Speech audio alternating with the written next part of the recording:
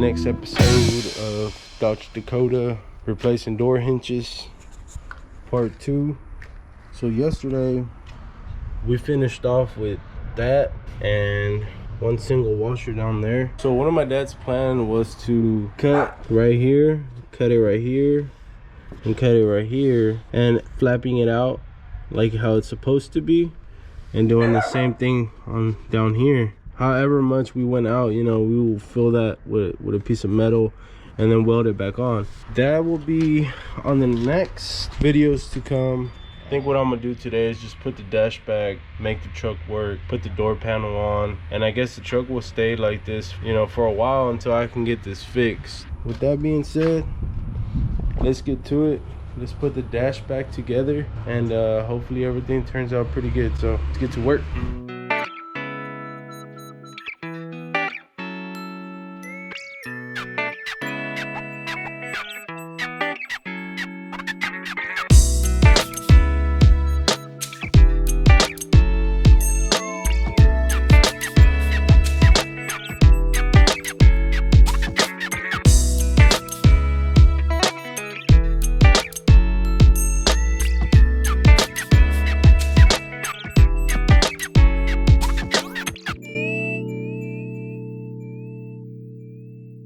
I don't want to be in the same situation that I was trying to take this out for a whole hour, so I had to cut the clip off. Anyways guys, so far we've put the dash on. You do need some help. It's kind of hard to do it on your own. Thankfully I have my dad here with me, so he helped me out.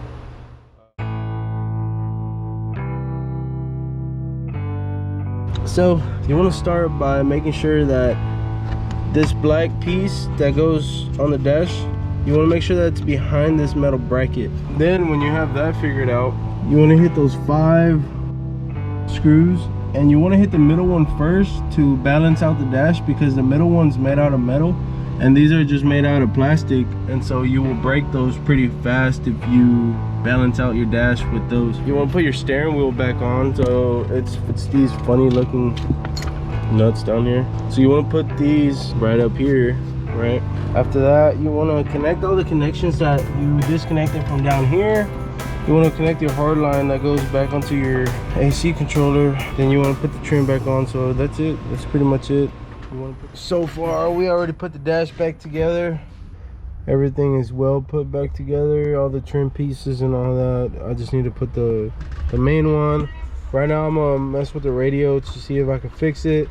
After that I'm gonna mess with this light here to fix that too, and everything else will be pretty much back to stock. So okay guys, well that's the end of my Dodge Dakota project for now.